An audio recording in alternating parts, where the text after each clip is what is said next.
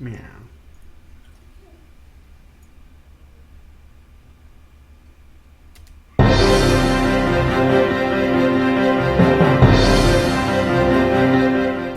They call themselves the men's rights activists, a movement that claims to be for justice and equal treatment of men and women in the criminal and family courts, as well as protesting against the irrationality of modern-day feminism.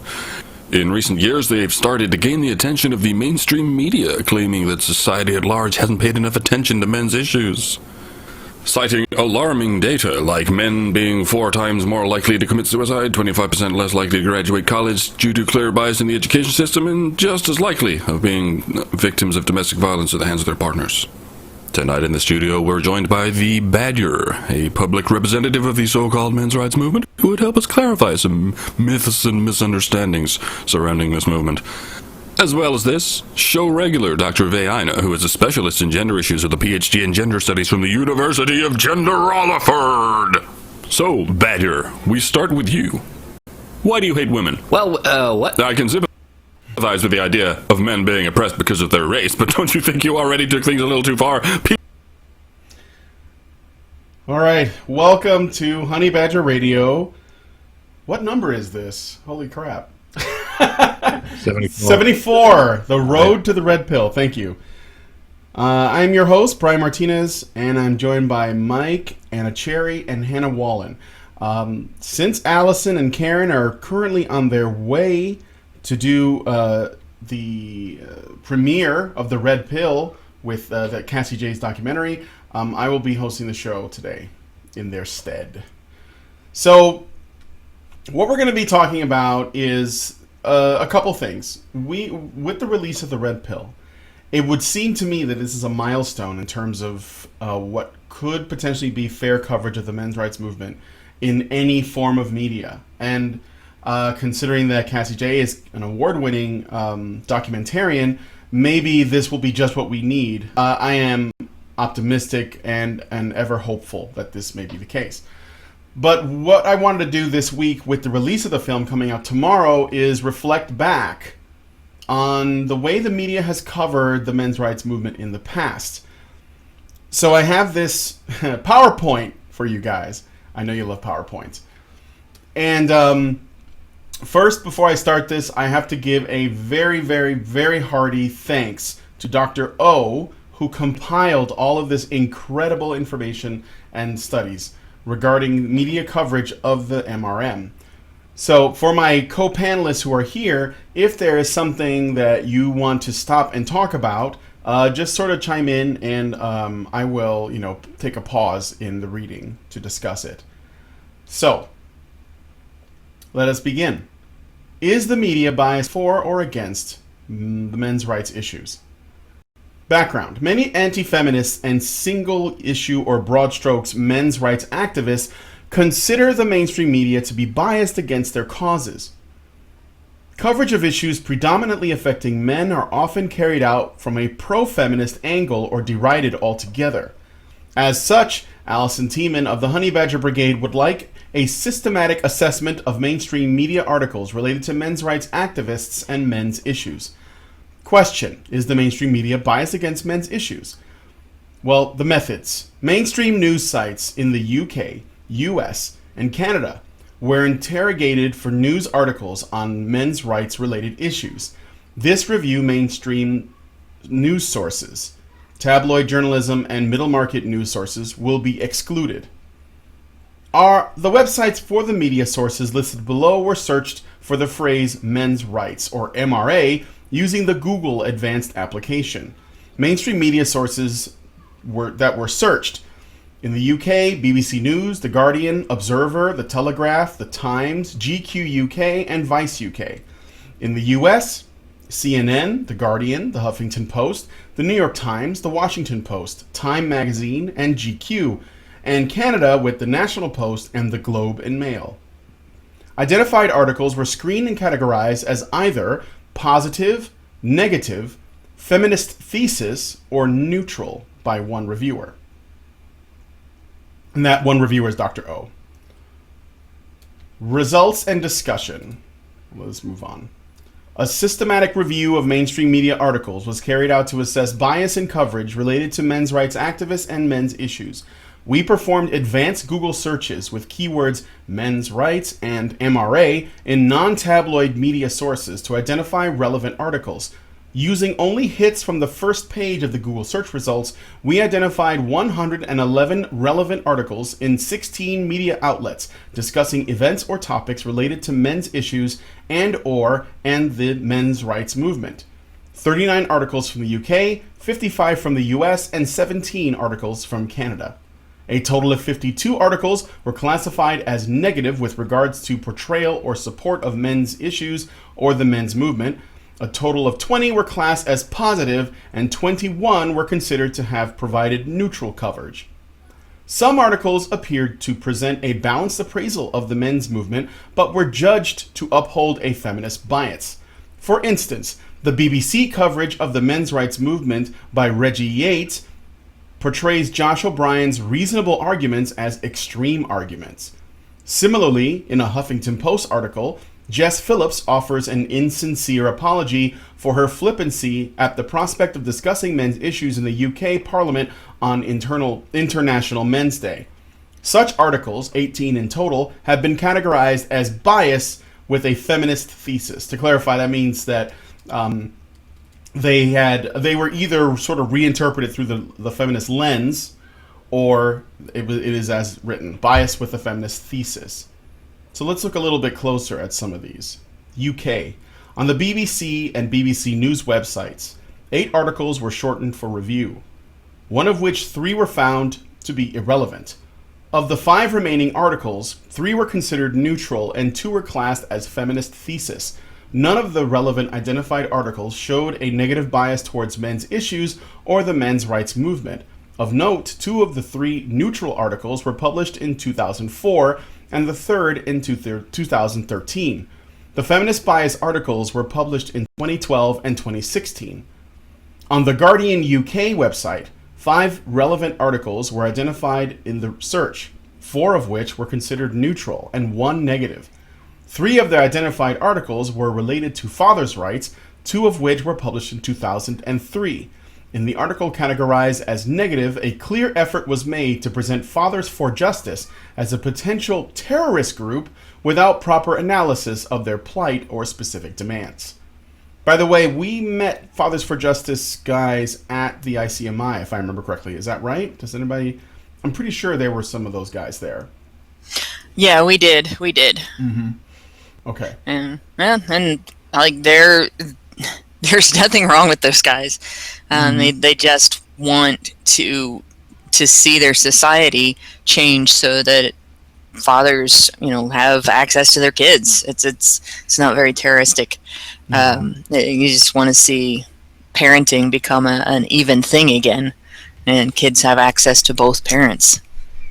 Yeah. It's just so terrible. How dare they? I know. The demands are specific demands. Obviously terrorism. Results from the Telegraph website showed the most articles with positive or sympathetic coverage of men's issues. A total of 10 relevant articles were identified, of which 6 were categorized as positive. Interestingly, the remaining 4 articles were either negative or feminist thesis, suggesting a clear polarization of opinion from Telegraph journalists. Additionally, 2 authors each penned 2 of the 4 positively biased articles, Glenn Poole and Martin Dobney, both known as supporters of men's issues. The articles classed as containing a negative bias conflated men's rights activists with pickup artists, murderers, and return of kings, who are known not to be associated with the men's rights movement. The single article classified as feminist thesis was an impassioned plea by Natasha Devan for MRAs and feminists to work together, but in a feminist way. A total of 9 relevant articles were identified in the search of the Huffington Post UK website. It seems lower than I would have expected. Of these, 3 were classed as neutral, 4 with a feminist thesis, and 1 negative and 1 positive. In the article deemed negative, Mike Buchanan of the political party Justice for Men and Boys and the Women Who Love Them was portrayed as a bully for referring to Sky News presenter Kay Burleigh as pathetic. However, the video, which is available to view for anyone, clearly shows Mike Buchanan referring to her tendency to use personal anecdotes as evidence. One article was found in the GQ UK website and was classed as negative. This article was entitled, "Men's Rights Activists Are Cave-Dwelling Idiots." A total of 8 relevant articles were identified on the Vice UK website, of which all but one were classed as negative. One article by Alex Brooke Lynn was a positive portrayal of the women of the men's rights movement. Overall, on UK-specific websites, 39 relevant articles were identified through a Google search using keywords men's rights or MRA. Of these, 8 were classified as positive, 6 from the Telegraph, 10 were neutral, and 21 were classed as negative portrayals of men's issues or having a feminist bias. All right. The U.S. I'm going to say I'm not so sure what's unusual about being a cave dweller. Where do you live? The forest?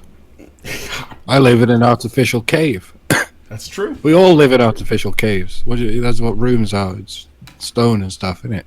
It is. My place is a stone house.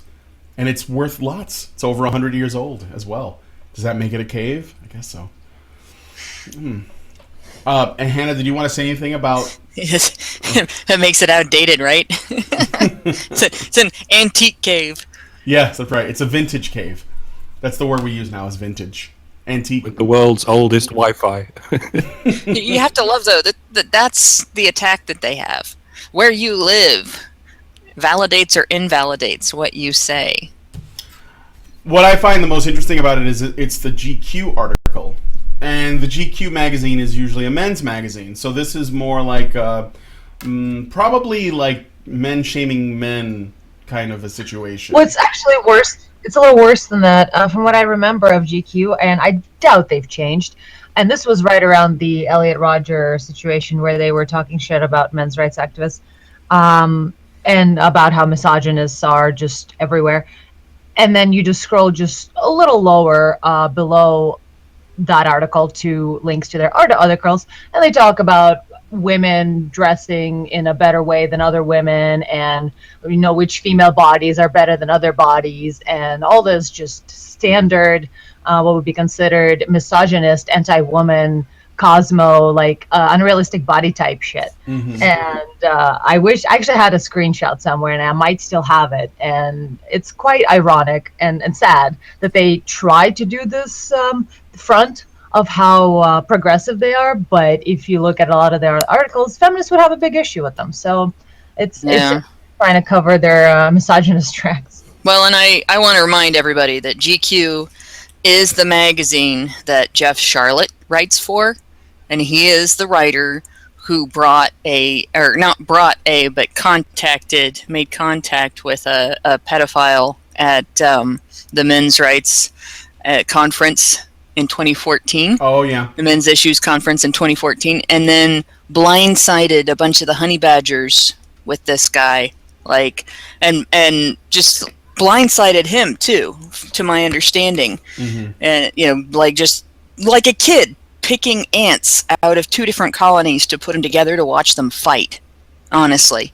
That's exactly the article I was reading that had, yeah. And he wrote a bunch of crap that he has never validated. He's never proved it true. A lot of the things in his article have been contested by the people that he wrote about. He slandered, he slandered a couple of people. He slandered Danny.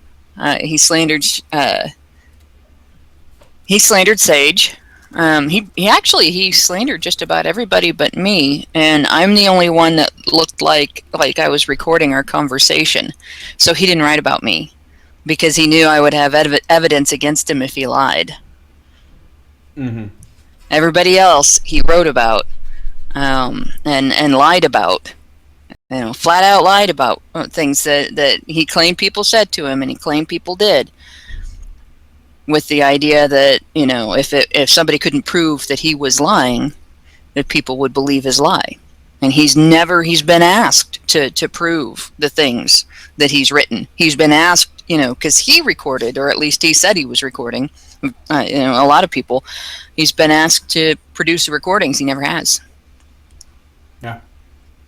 I would bet that many of the employees and executives at GQ probably also work at women's magazines, and it's just a matter of like putting on your, like just switching your approach to making material. And they probably don't have they're not that different.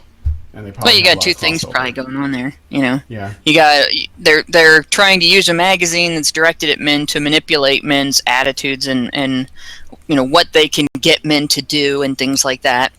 And at the other end of it, if there's a lot of women writing for the magazine, they're probably trying to keep male readers engaged with the magazine, even though they're publishing shit like that. And by publishing things that they think men want to read, and that's where all that misogynistic stuff comes through. And I just add, but GQ is very much a particular type of magazine. If you notice, it's not your average dad bod, mom jean wearing, like fisherman, like average low key dad. Yeah, it's like How to Be a Man magazine. No, It's not for average dudes. It's very much like skinny tie, a metrosexual caring about the latest, hipster haircut and like uterus tattoos. So in other words, it's a magazine for men who have to make an effort to be trendy, to tell them how they should make that effort if they can't figure it out for themselves. Mm-hmm. Which, in other words, it's a magazine for clueless men who are attempting to use a magazine to find out how to be trendy. Like many such magazines, at least half of it is adverts. Oh yeah, And- way more. Paid-long adverts. And the other half is all bullshit. It's essentially the male version of Cosmopolitan. It's Cosbropolitan. Yeah, Cosmo is the magazine intended to teach clueless women trying to be sexy Yeah. how to be sexy. You be sexy by trying to control your man. All right. Cosmo is trash too. Oh yeah. Absolute trash. It's the worst. Okay, so let's go to the U.S. coverage of the men's rights movement. On the Guardian International website, a total of 9 relevant articles were identified in our search. Of these, 5 were categorized as negative, 2 with a feminist bias, 1 positive, and 1 neutral. The positive article was composed by Ali Fogg, a journalist known to be sympathetic to men's issues. The neutral article was fair and balanced coverage of controversy regarding the funding of a documentary about the men's rights movement. I wonder which one. A total of 20 articles were identified on the Washington Post website, the highest number of relevant articles identified on a news source by our search. Of note, 5 of these articles were published in the 1980s and identified in the Washington Post archives. All these articles were classified as positive. Collectively, they referred to the initial appearance of the men's movement, and evidently, they were published during a period of positive reception of men's rights activism. Of the remaining 15 articles, 12 were classed as negative and 3 with a feminist bias. Before I continue on the U.S. thing, I'm going to stop on that Washington Post thing because they were talking about how apparently back in the 80s, there was a lot more positive reception of men's rights activism. And I'm reminded of Warren Farrell's public appearances on talk shows. He would come on quite a few times when he would make books, and you can find clips of him on like Phil Donahue, and I think it was mainly on Phil Donahue, but he may have been on other talk shows where he discusses his books and they talk about men's issues openly. It didn't appear that it was that much of a big deal back then. When you compare it to now, the beast is completely different. Well, didn't you also mention that didn't this article, PowerPoint, whatever, mention that there were some positive instances in 2004 of male, and that it all kind of seemed to have switched in, like there was a bad one in 2012 and like 2016, so it seems to have kind of gotten heated against MRAs in the after 2012 or so. Yeah, I think most of the bad, actually, most of the ramping up of negative stuff happens after 2005. But yes, there was some positive stuff in 2004 as well. But like compared to what it was in the 80s, it seems like really different. Hannah, do you know more about that? Well, there's some stuff to note. You look at like before 2006 or so, the men's rights movement, there weren't very many people out there. Like if you said the men's rights movement, they'd all, what? I never heard that. What are you talking about? Is that a joke? And that was it. And I think what really kind of spurred a huge amount of growth in the men's rights movement after like 2006, 2007, somewhere in there, was the start of Reddit's men's rights subreddit. The fact that a voice for men started to come into prominence, the fact that the National Coalition for Men started to get noticed and have more of an outlet, and it was really social media that made that happen, because men's rights activists started networking with each other more, and there were more younger men coming into the movement, and there were more men who were unaware of the movement prior that became aware of the movement. And then there was also a bit of an explosion in the last probably 5 or 6 years of people becoming more aware of restraining order abuse under things like the Violence Against Women Act in the United States and similar legislation in Canada and the UK and Australia. And there are other areas where this is happening as well. I believe it's happening quite a bit in Spain as well. And that stuff started coming out. It became impossible for the organizations that are supporting it, which is the domestic violence industry, the grievance industry. It became impossible for them to hide that was going on just as much as support for actual victims is happening in that industry. In fact, possibly more. And so that's probably one of the reasons why opposition to the movement started to get ramped up, because once the movement started talking about it, and the layman outside any gender issues, politics discussion, any people who just don't think about this stuff most of the time, they started talking about it, and all of a sudden it became a threat to the incomes of the individuals who make their money in that industry by not caring about whether they are supporting a woman who is actually being abused or a woman who is using false accusations to get custody of her kids. So that's part of why this has happened. It's not the whole story at all, but that is a large part of why a lot of this opposition has occurred, and it's also a large reason why some more neutral journalists have started to take an interest in the movement. All right. Okay, so 8 articles were identified in the Time magazine website. 4 were negatively biased towards men, 2 had a feminist bias, and 2 were neutral. Both neutral articles were penned by Cassy Young, a journalist known to be sympathetic to men's issues. Of the articles classed as negative or containing a feminist bias, efforts to demonize the men's rights movement specifically were clear and significant. You know what? I never really... Do any of you guys know what Cassy Young has actually said about the MRM? I know that... I do. Okay.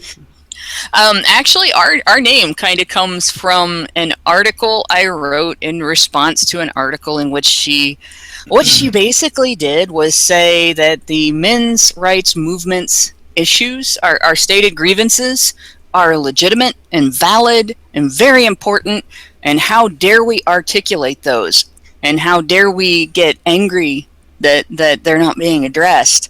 How dare we be too vehement in our articulation of those. How dare we have the god-awful nerve to do so independently of even equity feminism. Shame on us. Oh. And that was her whole take.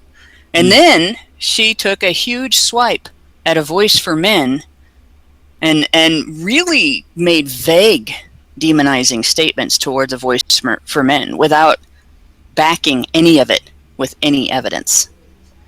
And I mean, I hate to be disparaging there, because Cassy Young's been a great supporter of Gamergate, and sometimes she has terrific things to say.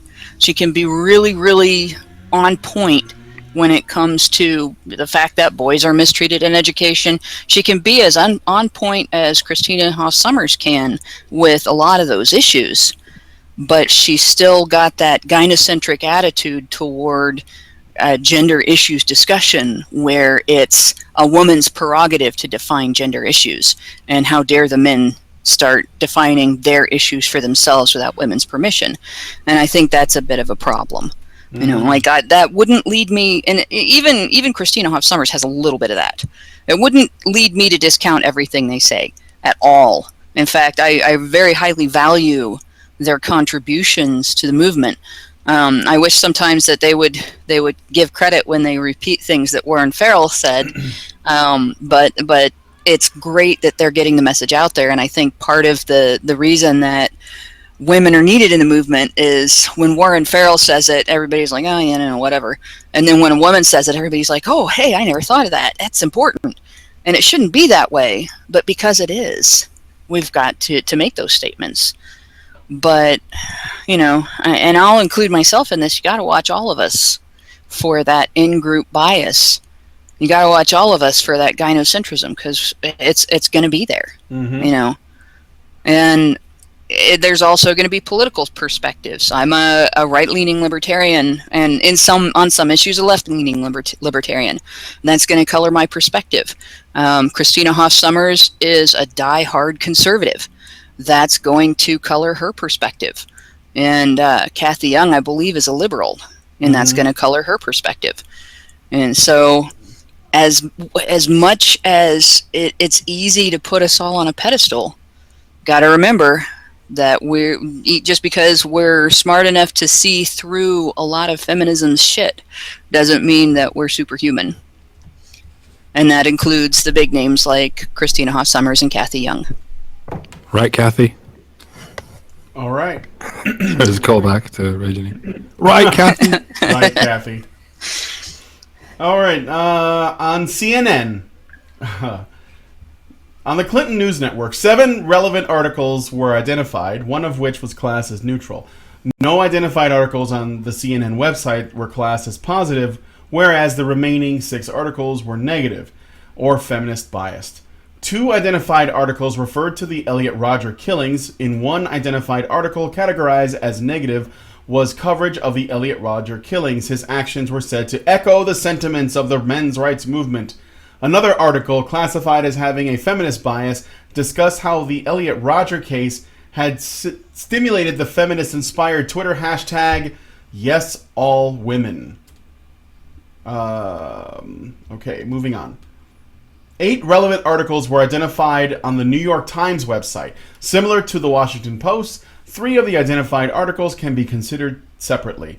One identified article was a letter to the editor penned by Joel Dubow Alexandria in 2005. Another was published in 1986, and the third in 1992. These articles were categorized as positive, and neutral, respectively. Of the remaining 5 articles, 3 were negative and 2 had a feminist bias. 3 articles identified on GQ.com, this is the GQ US, not the GQ UK, were classed as negative. A quote from one piece by Drew Brown included the following description of men's rights activists. For those of you who are blissfully unaware, men's rights activists are basically weaponized douchebags. Overall, on US news sources and Guardian International, only 8 articles had positive coverage of men's issues or the men's rights movement. Importantly, only one of these articles was published after 2005. Positive coverage of men's issues and the men's rights movement appears to have been more common in the past, particularly in the 1980s. 6 articles were classed as neutral, 2 by Kathy Young, and a total of 41 articles were deemed to have provided negative coverage of men's issues or to have had a noticeable feminist bias. So that's the US. All right, let's look at Canada. Crap, I jumped ahead for some reason. On the National Post website, 8 relevant articles were identified in our search. Results were largely positive in that 4 articles were categorized as positive and 3 as neutral. Only 1 article was deemed to portray men's issues negatively. The article classed as negative refers to the men's rights website as frequently misogynistic, with no reference or context. 2 of the articles that covered men's issues in a positive light were authored by Barbary Kay, and the other 2 by Robin Urbach, both of whom are sympathetic to issues affecting men and have been known to question the feminist narrative. Hannah? I want to point out that the basis upon which a lot of feminist writers and commenters accuse men's issue sites of being misogynistic, when you nail them down to a specific, find me evidence, give me something, they go two routes.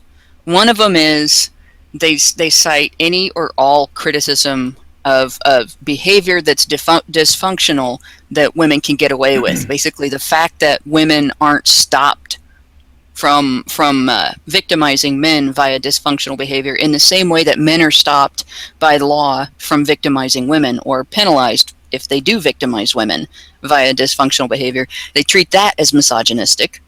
The other thing they do is they refer back to an article that was a parody article that had a preface to it that was very realistic, but it was parody. That was a response by Paul Elam to an article in Jezebel, Gawker's Jezebel blog, where all of the writers, the female writers in the Jezebel blog, talked about beating their boyfriends. And, it was like something like, have you ever hit your boyfriend or something like that? And it wasn't just, I've smacked him because I'm mad, or, things that you would expect women who are clueless to say. But actually, at one point in the article, one of the writers says that she hit her significant other, I can't remember, boyfriend or husband, for thinking he had breast cancer. Now, by the way, 1 in 6 breast cancer patients are men, so it was a valid fear. It's not like it was an impossibility. It wasn't like, her saying, well, I think I might have testicular cancer. No, this is a possibility. And she says she hit him for it because apparently he was insulting women by being concerned that he might have a potential health condition that he could have. And it's really angering to see that kind of shit. And, Paul wrote about it from like a Thomas Paine satire type perspective, where he mirrored it, and then he wrote about why it was just as bad. The reaction you just had to reading his mirror of it should be the reaction that you have when you hear women talking about that. In other words, the entire article, taken in its entirety, without just cutting out the beginning and acting like that was the entire article, was a protest against tolerance for female violence against men. So when feminists say that A Voice for Men is misogynistic for having had that published on there, what they are saying is it is misogynistic to protest against women beating men. You should accept that it's all right for women to beat men, and you hate women if you think women beating men is a bad thing. That is what feminists are telling you when they call that article misogynistic. It's crazy. Also, before I get onto the last paragraph in the Canada section, it's important to note that these are basically just written articles. This doesn't include every time there was a panel discussion on a news show, because in this Canada section they leave out the CBC discussion that they had. I think it was like earlier this year, around the time that everyone was wearing those poppy pins. We did a rant circular on it. So that was, and of course in that one they bashed the MRM, and because they wanted, I think it was about wanting a men's rights or men's sort of club on a college campus in Toronto, and in the University of Toronto, and they flipped out over that. So okay, so in contrast to the National Post, 7 of 9 identified articles on the Globe and Mail were categorized as negative. In the Globe and Mail, men's issues and the men's rights movement were routinely portrayed as, sorry, I lost my section again, as harassers and enablers of murderers. Wow, that's extreme. So, in conclusion, overall, 111 articles were identified in our searches through various mainstream publications from the US, the UK, and Canada. Of articles were 47% of articles were categorized as negatively biased towards men's issues or the men's rights movement, 57% of which were published in the US, and a further 18% were categorized as having a feminist bias. Thus, 65 of identified articles had a negative or feminist bias coverage of men's issues or the men's rights movement. 21% of identified articles had neutral coverage of men's issues, and the remaining 20% of articles provided positive coverage. Of the 20 articles with a positive coverage of men's issues for the men's movement, 7 were published prior to 2005. 5 were identified in the Washington Post archives. 5 articles deemed neutral and 1 deemed negative were also published prior to 2005. After excluding these articles, only 13% of articles, 13 out of the 98, shows the men's movement in a positive light, and 70% of articles portray them with a negative bias or through the feminist lens.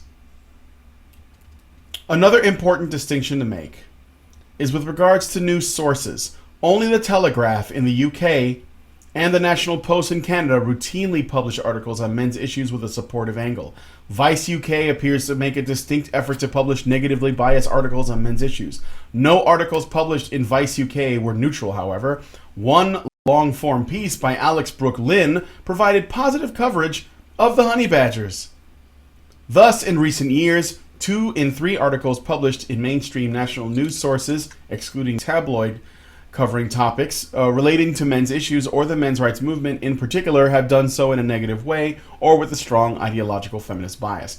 1 in 5 such articles broached a topic in a neutral manner, and only 1 in 8 articles, predominantly published in 2 papers only, the Telegraph and the National Post, and often by the same journalists, will cover men's issues in a positive light. Hannah. I want to point out, when the Honey Badgers came out in support of Gamergate, Vice magazine changed the title of that article that Alex Brooke Lynn worked so hard to be neutral on, and she worked very hard to engage in honest journalism. And I really kudos her. She came into it with an open mind.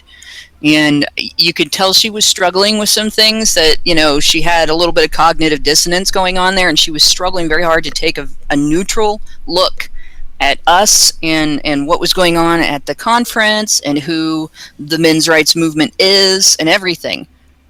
And they totally crapped on all of her effort, just totally marginalized this woman in order to demonize us, because we came out in support of Gamergate. And they changed the title. I can't remember what they changed it to, but it was something in terms of us supporting rape or being pro-rape or something like that. I think it was MRAs believe rape victims deserve it. That's what it was, yes. Female MRAs. Yes, nothing. Offhand joke about rape. Or someone mentioned rape once.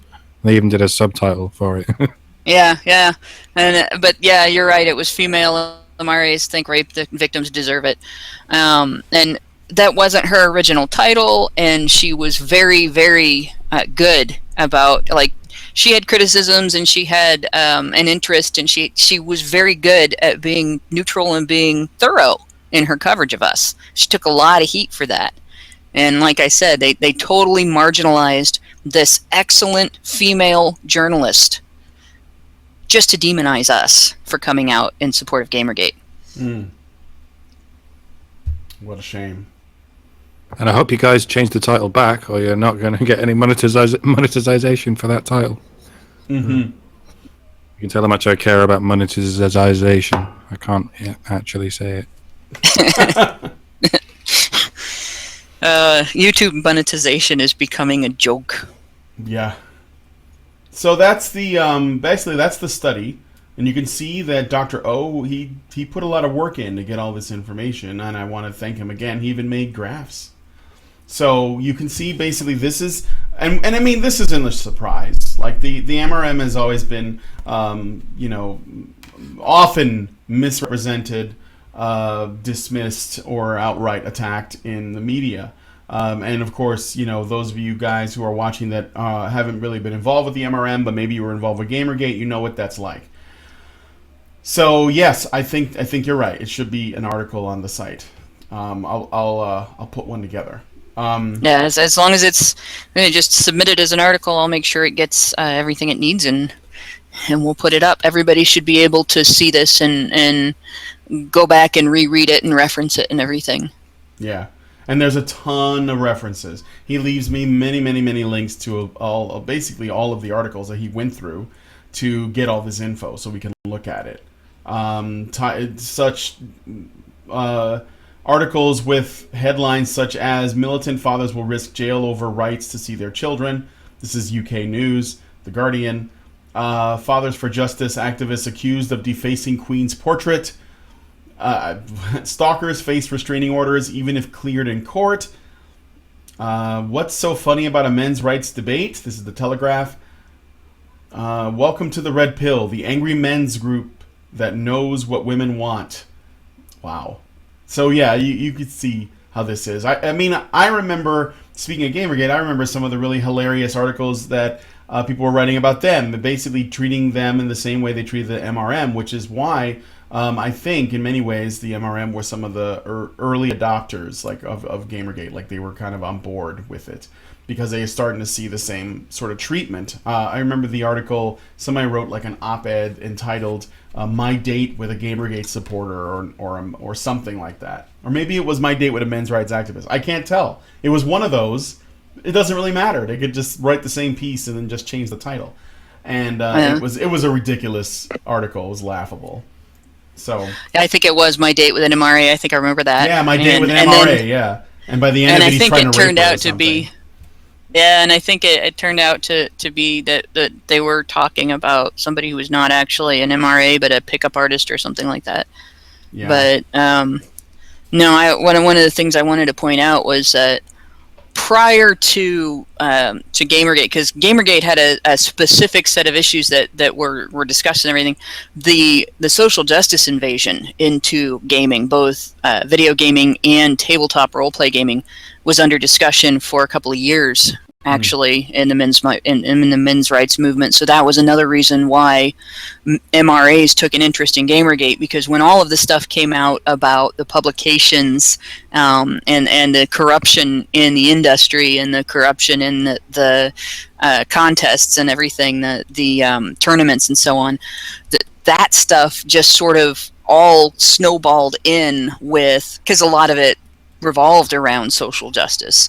Like, not all of it was connected to social justice, but there was quite a bit of it that was connected with trying to enforce a social justice mentality in those areas. And that was something that was already under discussion in the movement. There were a lot of guys that were already noticing that they were getting crap from, basically a new set of women coming into gaming culture, both tabletop and video gaming, and they were acting like the women that were there already didn't count as women, and so on. And it was the same thing that happened after the whole explosion of discussion and everything, and after the hashtag started and after the communication finally got sort of cemented that we had a place to communicate specifically about the gaming issues that, outside of men's issues in general. And I think that's why you saw a lot of overlap, where there were a lot of MRAs involved with Gamergate. And I think there was a little bit of headbutting there, too, in between Gamergaters who were not men's issues advocates and Gamergaters who were men's issues advocates, because they saw things from overlapping but different perspectives. And I think each group felt like they were seeing a bigger picture than the other. And if you put the two groups together, that's the big picture.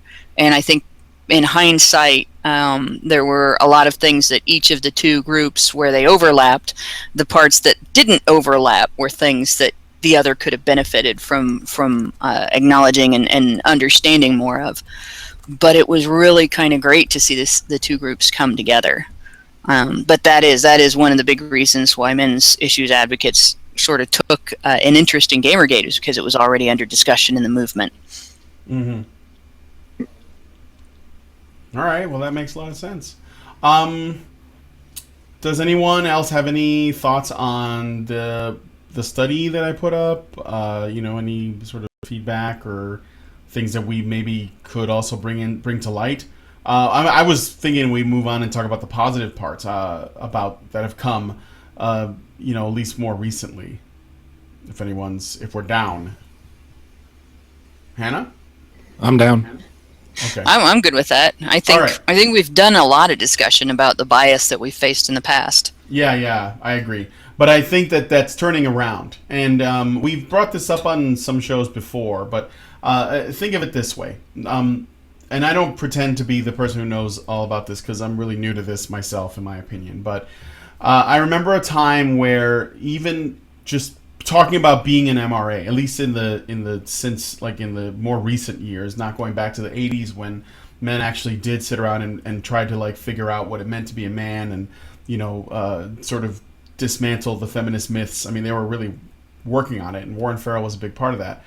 But more recently, where I remember a time where even saying that you're an MRA just makes people lose their mind. They flip out. They assume that you're a dangerous rapist. They buy into all the shit that's been written about them.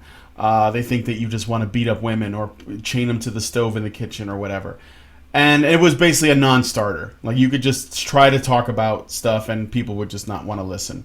Then I remember, as time went on, the people would just try to dismiss them, turn them into jokes, laugh at them, say, these people they're not what you think they are. They're all liars. And David Futrell had a big hand in that. In fact, he still does in many ways. He's like the guy people go to get information about the MRM. And I don't know what his beef is, but it seems to be a never-ending thing. But when I look at really recent history, like in the last few years, I'm noticing that people who don't to this day identify as MRAs. Like, let's take Sargon, for example. He would make videos against feminism and like criticize the loony parts of feminism and stuff. But he wouldn't necessarily talk about men's issues, and he didn't really have an interest in learning about it. He didn't really know much about the MRM. He didn't really want to understand it. But if you look at him now, he knows a lot more about it. He's actually spoken to MRAs. I think he speaks to Mike the most of any MRA, probably. And he has an idea of what it is that the MRM wants, and he doesn't have a problem with it. He's actually quite supportive, I believe, of what it is that we're after, provided we don't become as authoritarian and religious as the feminists do, I'm guessing is what his thinking is. And I also see that with people like Armored Skeptic, who have also dismissed us. Shoe on Head has dismissed us. And these are people who we side with on many things. They just didn't really understand the movement. And then there are also our opponents, like people like the Young Turks and people like many other feminists, where they used to simply disregard things like circumcision and family law and custody rights and suicide and so on. They are not all of them. Many feminists still just sort of ignore it, but there are more and more of these SJW types that are picking this up, but they're just sort of framing it in their lens. Like this guy who wrote the article where he says, they care about men's issues, but from a feminist perspective. That's why I think this conversation about toxic masculinity has basically ramped up, because it's them taking men's issues and turning it into a feminist talking point. And this is how they're doing it. It's not helpful, and the concept of toxic masculinity really pisses me off, but at least they're acknowledging it. And I think it's just, maybe it's just going to take some more time, and there are some people who just can't be saved, for people to get sort of more and more on board with this reality that we're trying to, make visible to people. So, Hannah? Well, you can only let a fire go for so long before it becomes something that you cannot ignore. And the issues that are affecting men and boys are the fire. And I mean, you can sit there and talk about the smoke and say that the smoke is the problem. You can sit there and blame the wood for the smoke and say if the wood wasn't that kind of wood, it wouldn't smoke like that. But eventually you're going to have to acknowledge the fire or you're going to burn down. And that's kind of what's going on in our society today. People are seeing firsthand now, because it's affecting someone in their family that they know, or it's affecting someone in their workplace, or it's affecting, their teacher at school, or their friends, or their neighbor, their next door neighbor's getting hit with it. That they're seeing this stuff happen, and they're realizing that, hey, this isn't the way that they've been told things are, and that these issues are actually valid, and it's not necessarily, you can't necessarily blame the structure. You can't necessarily just blame the symptoms. You actually have to look at the fire itself. You actually have to look at the discrimination. You have to look at the legal inequalities, and then you have to start looking at how they ended up that way. And so it's gonna come out like that. People are going to start supporting, if not the movement itself, the changes that we advocate. Even if we don't get a lot of people coming out in the future going, yes, I'm a men's rights activist, what we might get is a lot of people coming out and saying, if we've got this law, and this law is in place to protect a human right, like, say you have a human right to bodily autonomy. You have a human right to say, no, I'm not going to have sex with this person. And they have to stop, right? And this law is to protect this human right and to create a penalty for anyone who violates that human right. That there's no reason why that law should only focus on protecting one gender, or only focus on punishing one gender for violating that right. Because it's a human right. Everybody's human. Yep. All of their rights should be protected. People will be able to do that. People will be able to understand the value of having both parents in a child's life.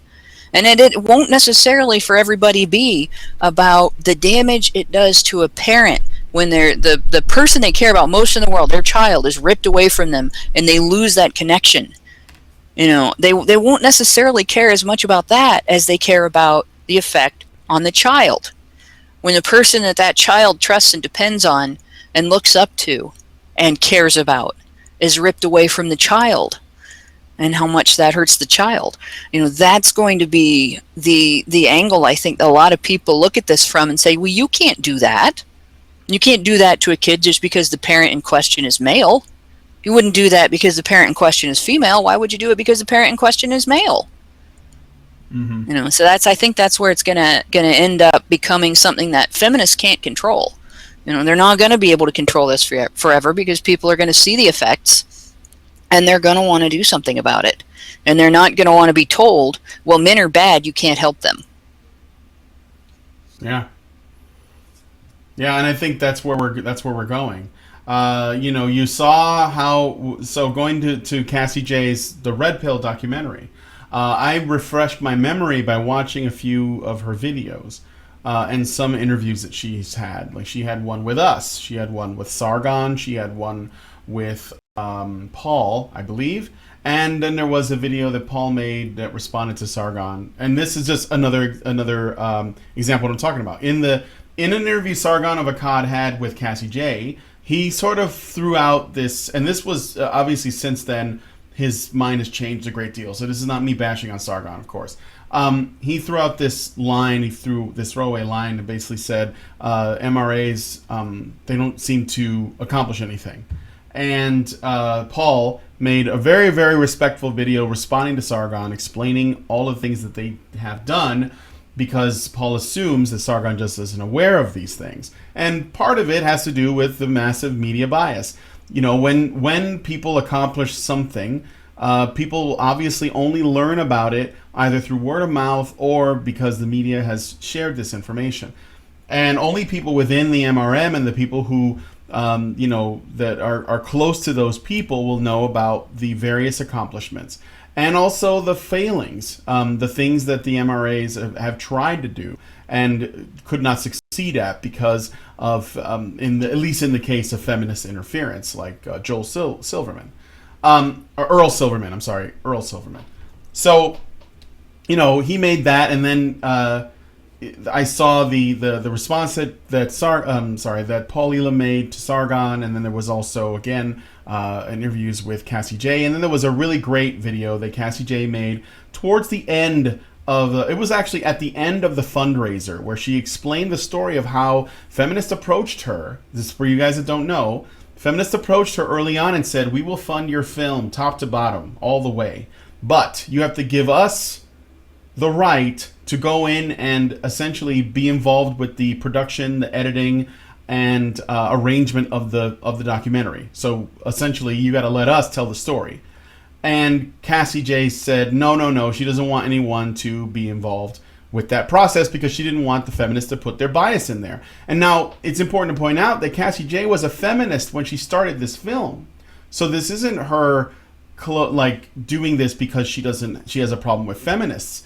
She was doing this because she wanted to make sure that her film was untainted by whatever her message is. I mean, to this point, we still don't know what's in the movie. No one's seen it except her and her team. So we don't know if there is bias or not.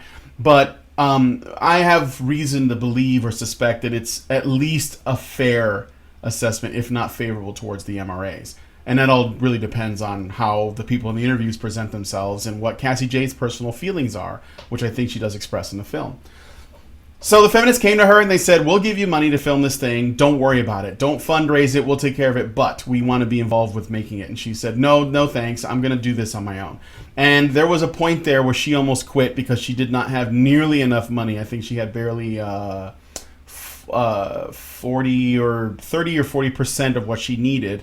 And she only had a day left of funding. So it didn't look like the movie was going to happen. And then, for whatever reason, Milo Yiannopoulos decides to write a piece about it and tweet it out and essentially call out to his fans and listeners and readers to consider donating to the Red Pill.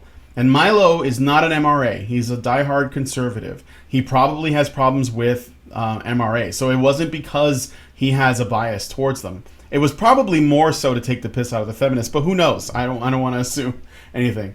But in one day, Cassy J's film got funded completely. Actually, not only that, but well over what she needed.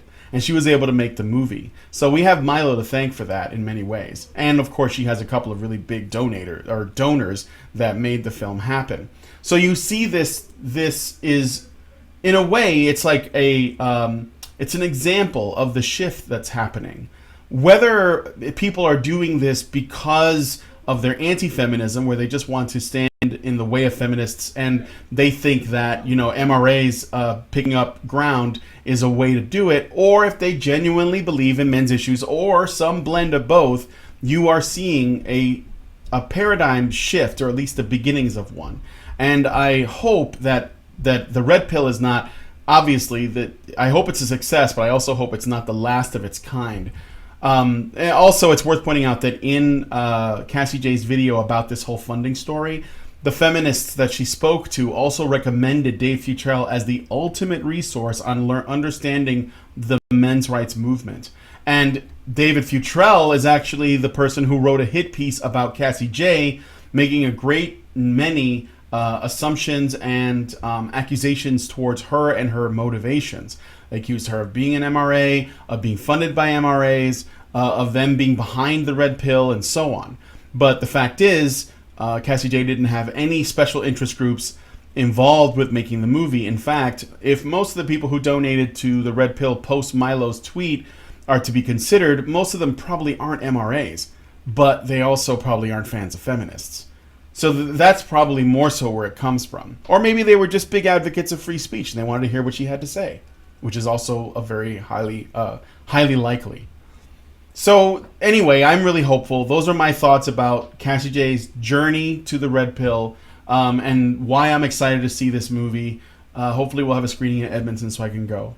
Do any of you guys have any thoughts about all the stuff that I talked about? Or Anna? I'm not exactly on it, but I do have potentially, hopefully, fingers crossed, we get enough people signed up to the tug event that is happening in San Francisco. I will make a trek down there from Sacramento. So I actually have it pinned to my Twitter, which is Anna Cherry on top. You guys could check it out. And if you are in the area, of San Francisco, and you want to go to the tug event for the red pill and meet me, and then Cassie's going to be there, and she's going to do a question and answer afterwards if we get it going. I think the deadline is October 24th, and we need about 83 people last I checked, and it's $15 a piece. So I mean, I will be buying 2 tickets soon once I see that it is getting close to the number of people that we need. Obviously, I'm sure it'll get reimbursed if there's not enough people, but I don't know. I hope we get to enough, and I will be throwing two more in there at some point soon. So yeah, there's that. I'm excited about that. Hopefully, we can get that going. Yeah. And, So a screening in Sacramento? No, San Francisco. San Francisco, California. Oh shit, that's like But- the but- epicenter of.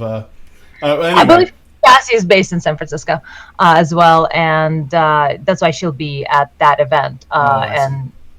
Right, but it is a tug event because it's not really a premiere that's happening in San Francisco. It's only in Los Angeles and New York that they're doing the official premieres at. But she will be there if we get enough people going on this tug event. Which, speaking of which, it's a tug. She's mentioned this, but it's a screening app type of service that you can use, and if there's enough interest in your area, you can end up screening this documentary by using Tug. So I would suggest looking into that if you think your area has a robust, group of people who will be interested in this sort of thing.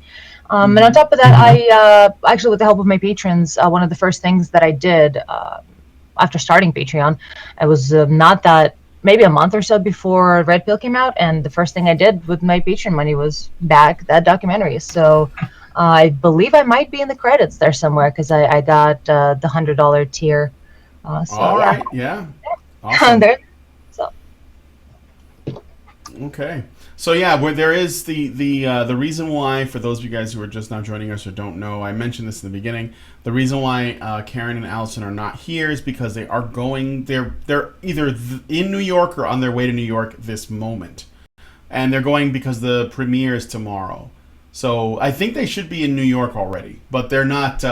They're not going to be able to set anything up to come on the show. And we're going to try to do a live stream tomorrow of the red carpet event, like where everyone's going in. I understand that there's no promises here, but this is what I heard, that I guess I know Karen and Alice are doing a Q&A, but I think that some of the people on the feminist side are going to be there, and they may like debate or have a discussion or something like that. There was a talk about Karen talking to, what was that male feminist guy? He was in The Mask You Live In. What was his name?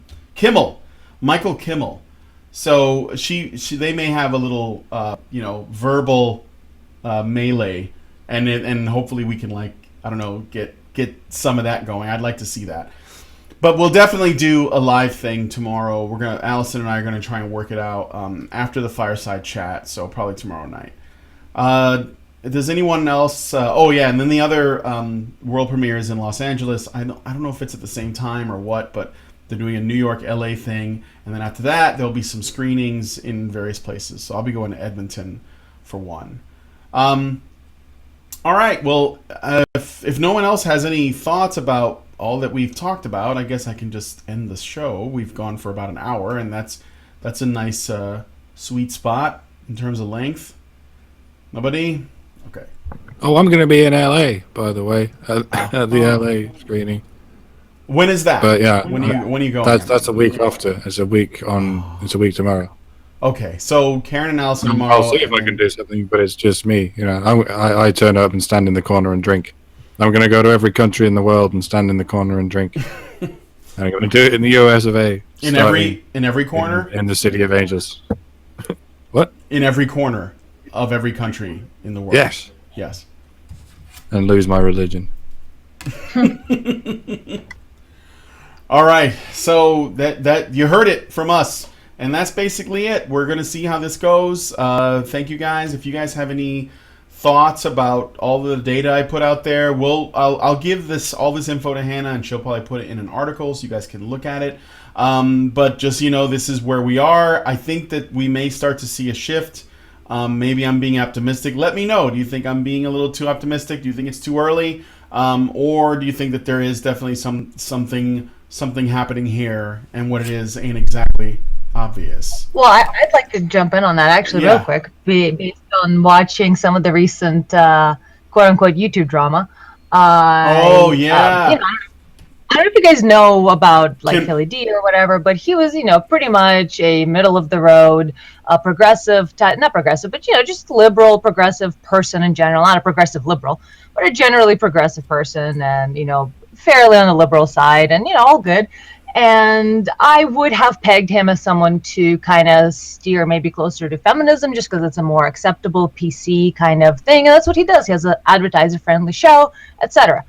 But lately, there's been a bit of a shift and more, like Chris Ray Gun, for instance, is a liberal, and one of the shows I really like, ETC show, they're very liberal guys, but they also kind of have a pushback against SJW types because they're noticing worrying trends and hypocrisy, and they don't stand for that. They don't have as strong of a commitment, I guess, to their party and their party line. They are not afraid to cross it.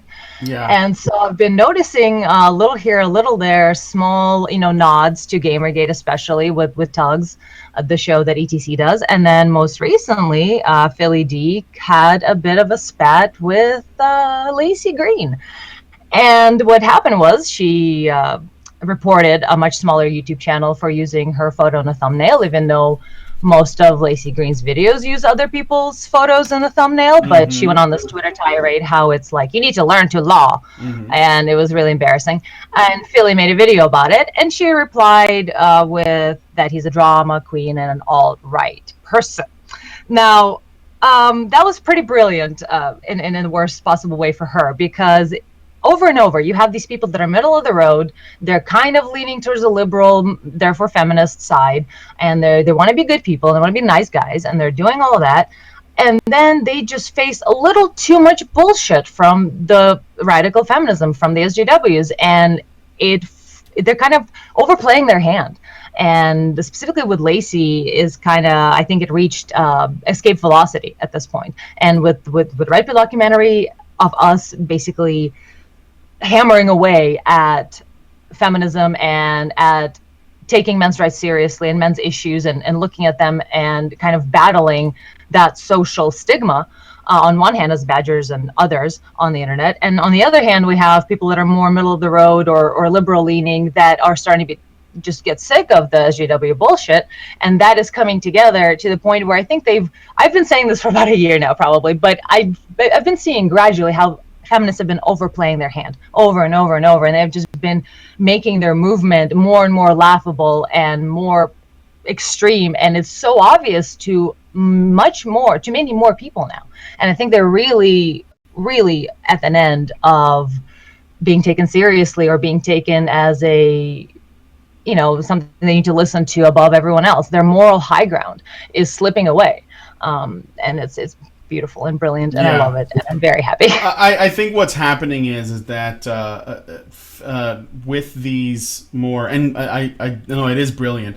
What is happening here is that people like Chris Ray Gun, Philip DeFranco, I mean, I consider myself socially liberal. They're fine with it's not that their opinions of their ideology has changed.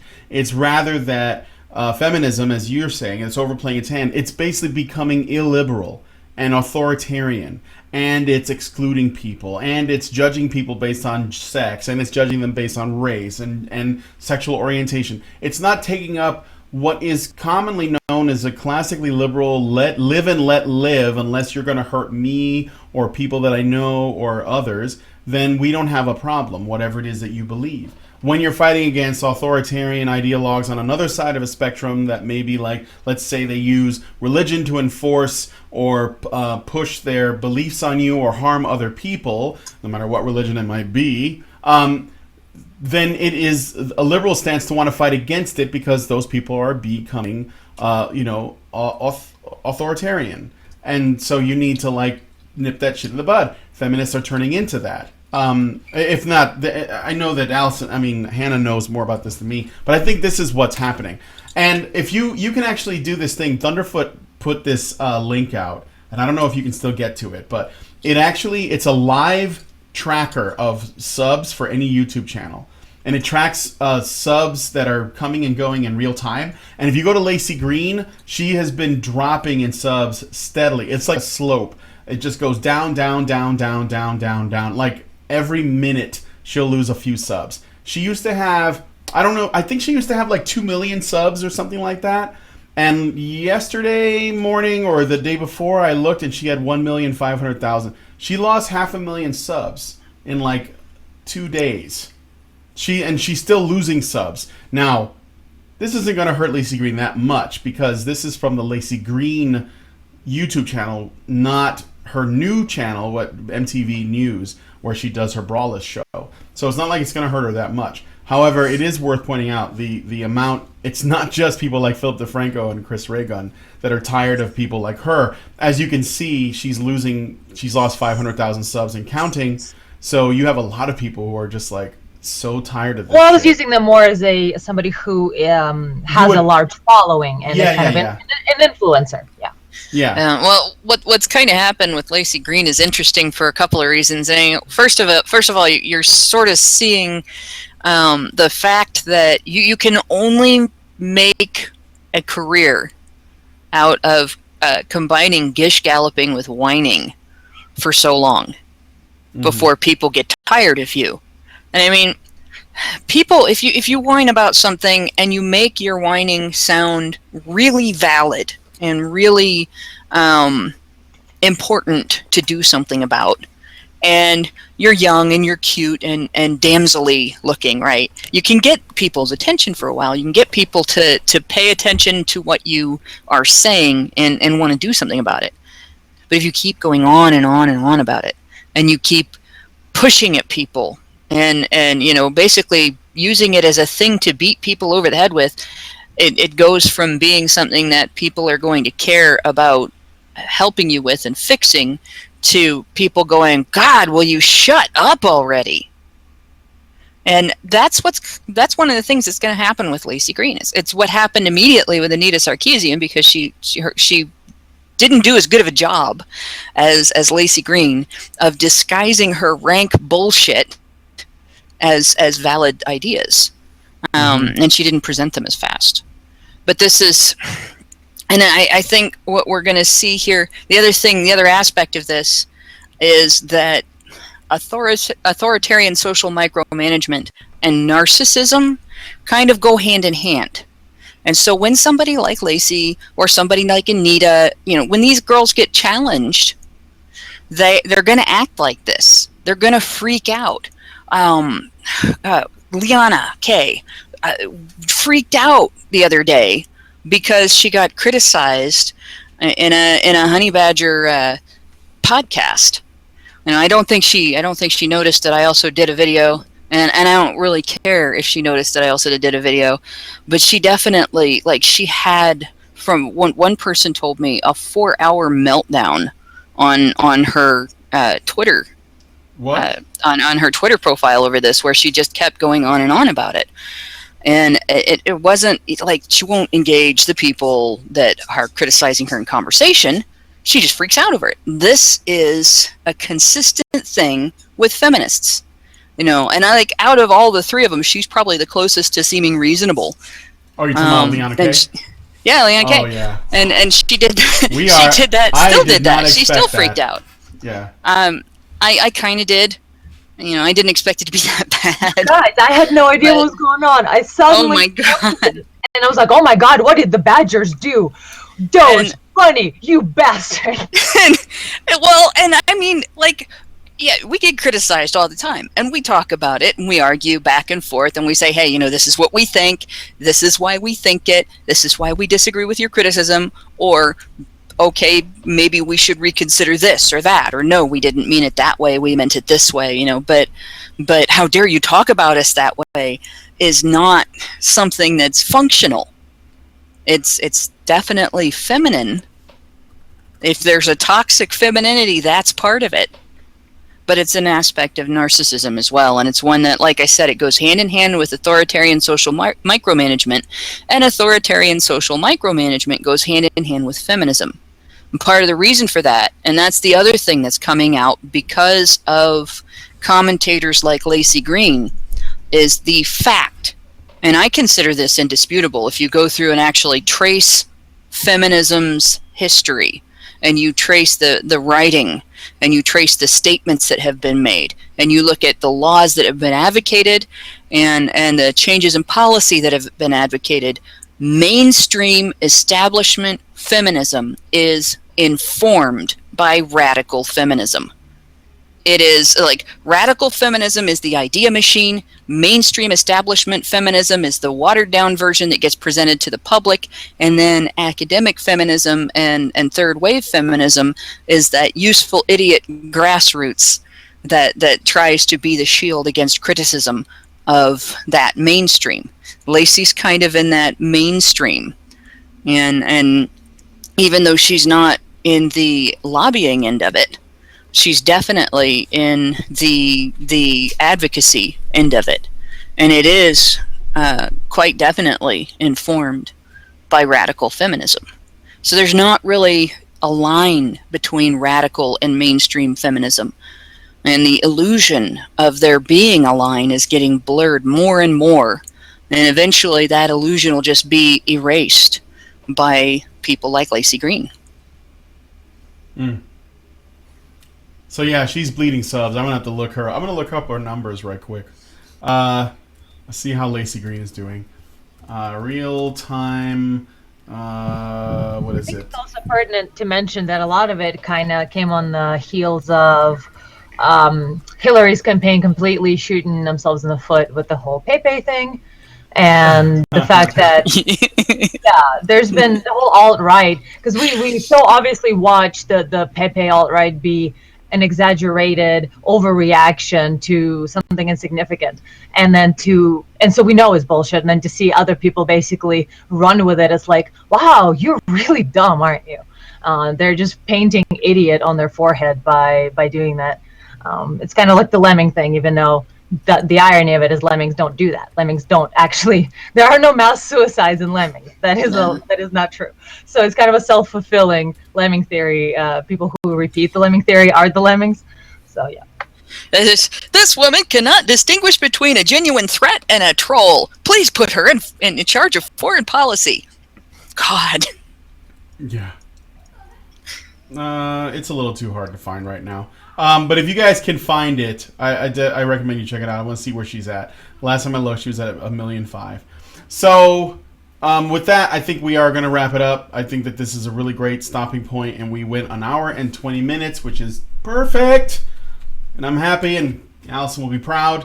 I want to thank Mike and Hannah and Anna Cherry for joining me on this stream. I hope that the Red Pill is a success, and it is everything that we would like it to be. Congratulations, Cassy J, for getting this far, and I hope that this film is, you've learned some things from it, and I think that you have. So with that, and lastly, thank you, Dr. O, for all your hard work. This is great. You can go back to killing spies now. So, with that, I will say I bid you adieu and good night.